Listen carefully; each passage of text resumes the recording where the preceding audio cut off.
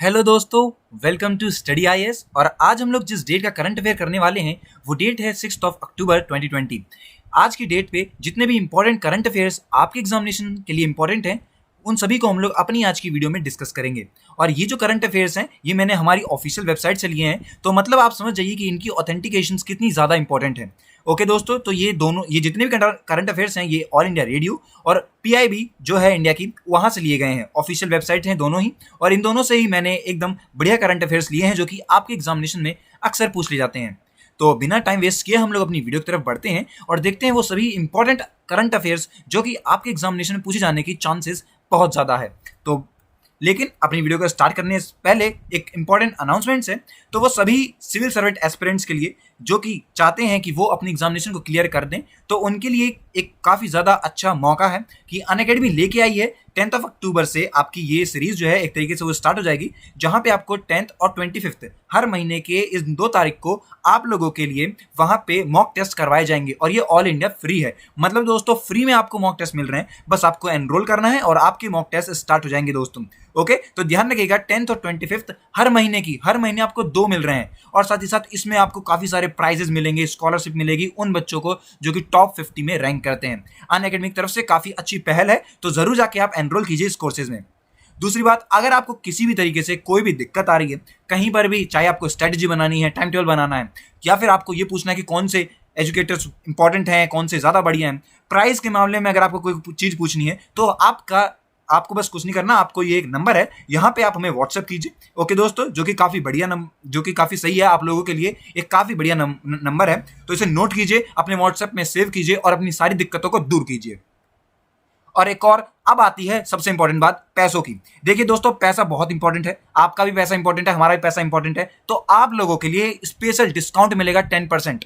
Special discount है 10% का, अगर आप लोग यूज करते हैं स्टडी आईएएस कोड को। यहाँ पे आप लोग कोर्स खरीदेंगे यूपीएससी के लिए, वहां पे आपको बस कोड लगाना है स्टडी आईएएस और आपको इंस्टेंट 10% डिस्काउंट मिल जाएगा बिना किसी दिक्कत के। ओके दोस्तों, तो ये बात ध्यान रखिएगा कि कोड है हमारा स्टडी आईएएस। ओके, नेक्स्ट अब बढ़ते हैं 5 अक्टूबर 2020 से आपके लिए एक कंप्लीट प्रिपरेशन बैच शुरू हो गया है। यहाँ पे आप लोग को सब कुछ पढ़ाया जाएगा, जीएस से लेके सारे सब्जेक्ट, हर एक चीज आपको पढ़ाई जाएगी। मॉक टेस्ट आपको पीडीएफ मिलेंगी, मतलब सब कुछ है आप लोगों के लिए, टेस्ट सब कुछ है आप लोगों के लिए। बस आपको क्या करना है, आपको जो अनअकैडमी की ऐप है उसे देखना है और वहां पे इस कोर्सेज को एनरोल करना है दोस्तों। और कोड मत भूलिएगा, स्टडी आईएएस, पैसा बचाना है, स्टडी आईएएस कोड लिखिए, 10% डिस्काउंट पा लीजिए। ओके दोस्तों, तो अब बढ़ते हैं अपनी न्यूज की तरफ, अपने उन सभी करंट अफेयर्स के लिए। सबसे पहले राइज 2020।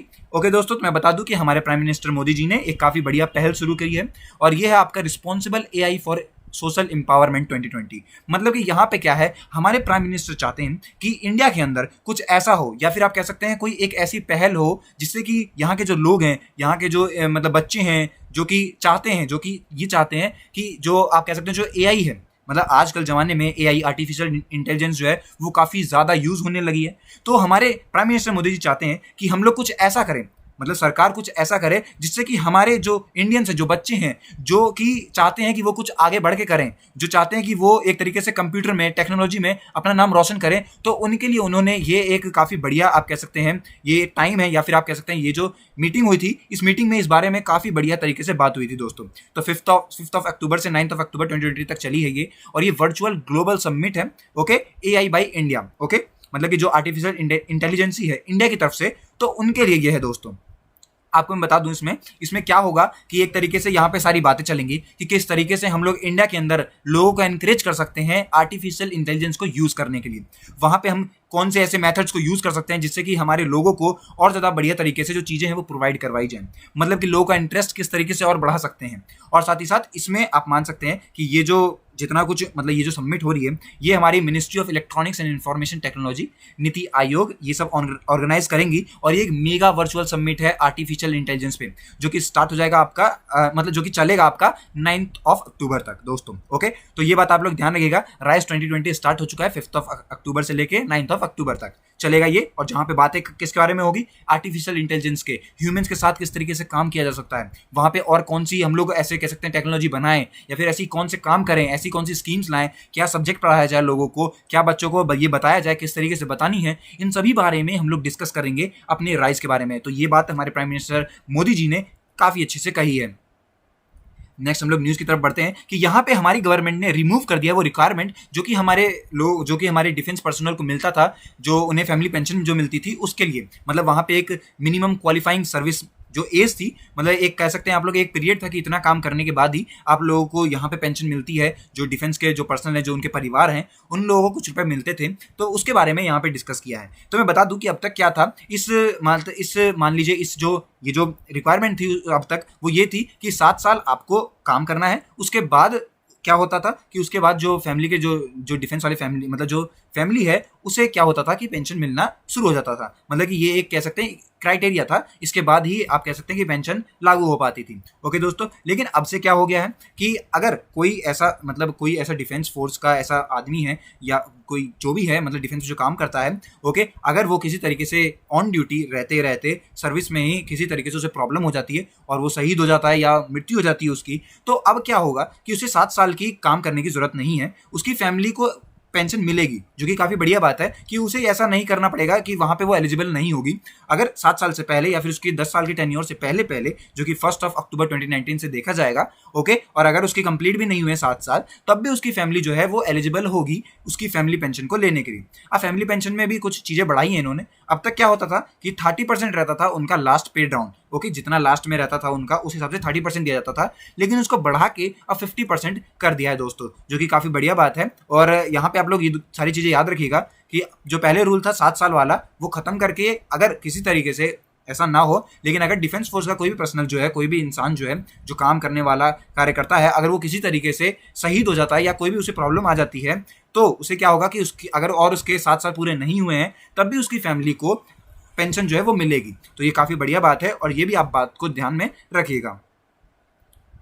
नेक्स्ट आता है कि हमारे इंडिया ने काफ़ी बढ़िया और एक काफ़ी और बढ़िया न्यूज़ है ये, यहाँ पे जो सुपरसोनिक मिसाइल होती है और जिसे रिलीज़ किया गया था टॉर्पीडो से, मतलब जो टॉर्पीडो रहते हैं वो उसी तरीके से रिलीज़ हुई थी और वो सक्सेसफुली टेस्ट कर ली गई है। सुपरसोनिक मिसाइल है ये, जो कि काफ़ी तेज़ चलती है। अब मैं आपको बताऊँ इसके बारे में थोड़ी बहुत चीज़ें। ये जो सुपरसोनिक मिसाइल है ये स्मार्ट है, स्मार्ट नाम है इसका, SMART, ओके। और मैं आपको बता दूं एक और बात इसके बारे में कि ये जो जहाँ से ये टेस्ट करी गई फ्लाइट, जो लोकेशन थी वो आपकी व्हीलर आइसलैंड थी, जो कि आपका उड़ीसा के कोस्ट पे आता है। ये बात आपको ध्यान रखनी है। हमारी DRDO जो है, defence research and development organisation, उसने ये कहा है कि ये जो मिसाइल जब उन्होंने लॉन्च की थी तो ये हर तरीके से हर एक उनके पहलू पे काबिल रही, उसने परफेक्टली काम किया, जैसे कि रेंज, एल्टीट्यूड हो गया, सेपरेशन ऑफ द नोज कौन हो गया, release of the torpedo deployment हो गया, या फिर VMR का डिप्लॉयमेंट हो गया, वेलोसिटी रिडक्शन मैकेनिज्म का, ये सारी चीज़ें उसने परफेक्टली करी हैं। मतलब कि काफ़ी अच्छा सक्सेसफुल आप कह सकते हैं यहाँ पे मिसाइल टेस्ट हुआ था, जो कि काफ़ी बढ़िया बात है।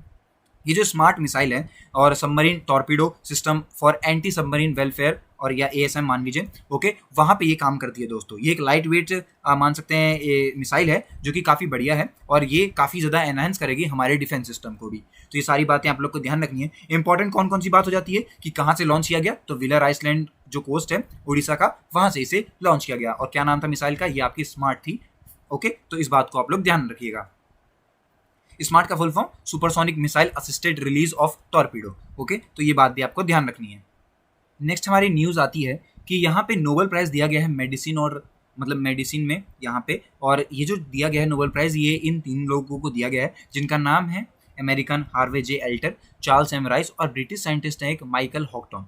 इन्हें दिया गया है नोबेल प्राइज़। और इन्हें कौन से सेक्टर पर मिला है, तो नोबेल प्राइज़ फॉर मेडिसिन और फिजियोलॉजी, क्योंकि इन्होंने क्या किया था, इन्होंने डिस्कवरी की थी हेपेटाइटिस C वायरस की। और मैं बता दूं आपको कि ये ऐसा वायरस है, इसकी मान सकते हैं आप लोग, इसकी वजह से कम 4 लाख लोगों की मृत्यु हुई थी, जो कि काफ़ी बड़ा अमाउंट होता है दोस्तों, मतलब काफ़ी बड़े नंबर होते हैं ये। और मैं आपको बता दूं कि इन्हें इसी संदर्भ में क्या मिला है, नोबेल प्राइज़ मिला है। इन तीनों का नाम आपको याद रखना है। ये नोबेल प्राइज़ को, मतलब जो नोबेल प्राइज़ दिया किसने था, तो जो नोबेल कमेटी के हेड हैं थॉमस पियरमैन, उन्होंने इन्हें मतलब विनर जो था घोषित किया गया था और इन्हें प्राइज़ मिला था। कहाँ पे हुआ ये, स्टॉकहोम के अंदर ये बातें चली हैं दोस्तों। अब देखिए नोबेल प्राइज़ में आपको गोल्ड मेडल तो मिलता ही है, पर साथ ही साथ इसके साथ आपको मनी भी मिलती है, जो कि 10 मिलियन स्वीडिश क्रोनर होती है। अब ये मान लीजिए आप लोग कि काफ़ी ज़्यादा बड़ा अमाउंट होता है जो कि इन्हें दिया गया है दोस्तों, ओके। तो ये बात भी आपको ध्यान रखनी है कि नोबेल प्राइज़ मिला है मेडिसिन और फिजियोलॉजी के सेक्टर में किन्हें मिला है, ये 3 लोग हैं, Harvey J Alter, Charles M Rice and British के साइंटिस्ट हैं माइकल हॉकटॉन। इन तीनों को ही नोबेल प्राइज़ मिला है, किसके लिए, मेडिसिन और फिजियोलॉजी के अंदर, ओके दोस्तों, तो ये बात को ध्यान रखना है आपको, काफ़ी ज़्यादा इंपॉर्टेंट न्यूज़ हो जाती है। नेक्स्ट आता है कि हमारी जो हमारे प्रकाश जावड़ेकर सर हैं, इन्होंने एक काफ़ी बढ़िया चीज़ बोली है। इन्होंने कहा है कि ये हमारी कंट्री के अंदर जो जू जो कि चिड़ियाघर होते हैं, उनकी क्वालिटी को इम्प्रूव करना चाहते हैं, जो कि काफ़ी बढ़िया बात है। एक तरीके से एक नई पहल है। यहाँ पे क्या चाहते हैं ये कि ये लोग जो भी वहाँ पे जो लोग आते हैं घूमने के, जो भी टूरिस्ट आते हैं वहाँ पे, उन लोगों को एक अलग एक्सपीरियंस मिले। मतलब कि वहाँ से उन्हें एक तरीके से आप मान सकते हैं कि अगर कोई आदमी जू पे आ रहा है तो उसे एक अलग एक्सपीरियंस मिले, वो और ज़्यादा मतलब खुश होके जाए, या फिर एक तरीके से एक काफ़ी बढ़िया तरीके से जू को रखा जाएगा। ओके दोस्तों, तो जो हमारे environment, forest and climate change minister हैं प्रकाश जावड़ेकर साहब, तो उन्होंने ये कहा है और उन्होंने पूरा प्लान डिस्कस किया है। यहाँ पे उन्होंने एक बजट को एलोकेट किया है जहाँ पे वो लोग इम्प्रूव करेंगे एक्सपीरियंस उन लोगों का जो कि जू को विजिट करते हैं दोस्तों। अब ये सारी बातें कहाँ पे हुई हैं? ये जो है ये वाइल्ड लाइफ वीक 2020 जो चल रहा था, एक उसमें यहाँ पे इन्होंने बात करी है इसके बारे में, और साथ ही साथ इन्होंने काफ़ी सारे प्राणी मित्र अवार्ड भी दिया है उन बच्चों को जिन्होंने इस मान सकते हैं ये जो वर्चुअल इंटरेक्शन था इसमें पार्टिसिपेट किया था। ओके दोस्तों, साथ ही साथ मैं आपको बता दूं कि इन्होंने काफ़ी सारे अवार्ड्स भी दिए हैं उन सभी लोगों को जिन्होंने काफ़ी बढ़िया काम किया है जू एनिमल्स के लिए। मतलब कि जो लोग जू एनिमल्स के लिए काम करा है जिन्होंने, और जो कि सराहनीय काम है, तो उन सभी लोगों को यहाँ पे उन्होंने अवार्ड भी दिए हैं दोस्तों। तो ये सारी बातें आप लोग ध्यान रखिएगा कि अब जो क्या होने वाला है, जो जू का एक्सपीरियंस है उसे बढ़ाने के लिए हमारी environment, forest and climate change ministry ने एक काफ़ी बढ़िया आप कह सकते हैं प्लान को डिस्कस किया है। और इस प्लान में सभी कुछ आता है। यहाँ पे सारे बजट आए हैं, कौन सी चीज़ें लाई जाएंगी, क्या नए एक्सपीरियंस लाए जाएंगे, उन सभी चीज़ों के बारे में डिस्कस किया है।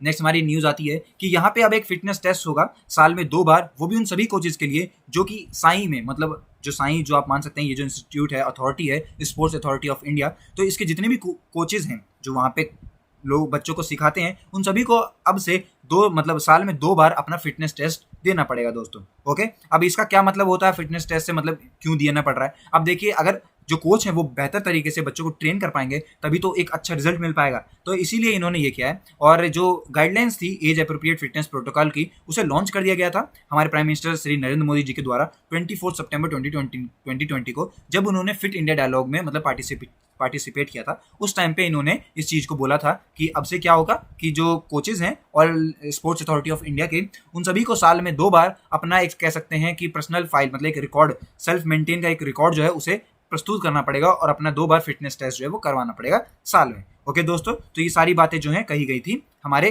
प्राइम मिनिस्टर नरेंद्र मोदी जी के द्वारा, तो ये बात आपको ध्यान रखनी है। नेक्स्ट आता है कि जो नया लेबर कोड है उसकी वजह से क्या होगा, वो इंश्योर करेगा पीसफुल और हार्मनीज के लिए, जो भी वहाँ पे जो लेबर्स हैं उनके लिए। हमारे जो ministry of state for labour and employment है, जो कि हैं श्री संतोष कुमार गांगवर, इन्होंने कहा है कि जो नया लेबर कोड है ये देखेगा कि किस तरीके से हम लोग जो लेबर्स हैं उनकी कंडीशंस को और ज़्यादा बेहतर सुधार सकते हैं, वहाँ पे उन्हें और क्या क्या चीज़ें प्रोवाइड करवा सकते हैं, उन्हें की दिक्कतों को कम कैसे करते हैं। तो इन सभी के बारे में इस लेबर कोड में बात करी गई थी। ओके दोस्तों, और ये सारी बातें जो थी वो हुई थी आपकी 86th annual general meeting of AIO। Okay, अब ये एक एलाइड बॉडी है FICCI की। ओके, जहाँ पे उन्होंने कहा था कि the labour codes will be established as transparent, answerable and simple mechanism along with one registration, one license and less written filling for all the courts। मतलब कि इसमें क्या होगा कि जो भी इसमें बातें आएंगी वो बिल्कुल ट्रांसपेरेंट होगी, किसी से छुपाई नहीं जाएगी, और जो भी सवाल पूछना चाहता है उसे उसके जवाब भी दिए जाएंगे। मतलब हर चीज़ परफेक्ट तरीके से करने की यहाँ पे बात करी गई है। और मैं एक और बता दूँ आपको कि उनका ये कहना भी है कि 73 साल में, मतलब लास्ट 73 साल में ये पहली बार एक लेबर रिफॉर्म आया है हमारी कंट्री के अंदर। ओके दोस्तों, तो ये सारी बातें जो हैं वो कही गई हैं हमारी ministry of state for labour and employment के द्वारा। ओके दोस्तों, तो ये जो है ये इंपॉर्टेंट न्यूज़ हो जाती है आप लोगों के लिए। लेबर कोड में बात किसके बारे में की जाएगी कि किस तरीके से लेबर्स को और अच्छी आप कह सकते हैं सुविधाएं दी जाएं और किस तरीके से उनका ख्याल रखा जाए, इन सभी चीज़ों के बारे में बात करी गई थी लेबर कोड्स के अंदर। अब देखिए दोस्तों, आज ही के दिन, मतलब कि टुडे इन हिस्ट्री, आज के दिन बैटल ऑफ थेम्स हुई थी। और मैं आपको बता दूं कि ये जो वॉर हुई थी ये वॉर ऑफ 1812 में ब्रिटिश के थे, और यहाँ पे 1000 इंडियन एलाइज को लाया गया था और वो डिफीट कर गए थे US ट्रूप्स के द्वारा। ओके, तो इसके बारे में ध्यान रखिएगा कि ये जो बैटल हुई थी ये बैटल ऑफ द थीम्स है, और इसे जब ये हुई थी तो वो ऑन्टेरियो में कनाडा के अंदर हुई थी दोस्तों। तो ये सारी बातें आपको ध्यान रखनी है इस बैटल के बारे में। और साथ ही साथ मैं आपको बता दूं कि वर्ल्ड हैबिटेट डे भी है, उसे सेलिब्रेट किया गया था। अब वर्ल्ड हैबिटेट डे को सेलिब्रेट किया जाता है हर साल जो फर्स्ट मंडे आएगा अक्टूबर का, उसमें इसे सेलिब्रेट किया जाता है। और किसके द्वारा किया जाता है? तो यूनाइटेड नेशंस के द्वारा इसे किया गया था। इसमें क्या होता है कि ये लोग बताते हैं या फिर ये लोग दिखाते हैं इस तरीके से कि जो भी मतलब everyone has the power and the responsibility to save the future of towns and cities. मतलब कि यहाँ पे लोगों को सिखाया जाता है या फिर लोगों को और ज़्यादा अवेयर किया जाता है किस तरीके से वो लोग अपने टाउन्स को, अपनी सिटीज़ को और बेहतर कर सकते हैं। वहाँ पे रहने की सुविधाएं, क्योंकि आम तो मतलब क्योंकि रहना तो इंसानों को ही है, तो हमें ही अपने लिए अपने आसपास के सराउंड को और ज़्यादा बेहतर करना पड़ेगा। तो इसके बारे में वर्ल्ड हैबिटेट डे में बात करी जाती है। पहली बार ये कब सेलिब्रेट किया गया था? 1986 में कीनिया के अंदर सेलिब्रेट किया गया था। उस टाइम पे उसकी थीम थी shelter is my right. Okay दोस्तों, और आज मतलब इसकी कल अगर हम बात करें 5 अक्टूबर को ये सेलिब्रेट किया गया था। उस टाइम पे इस साल 2020 में इसकी जो थीम थी वो थी housing for all a better urban future. Okay दोस्तों, तो इसके बारे में यहाँ पे बात करी गई थी। कब सेलिब्रेट किया जाता है?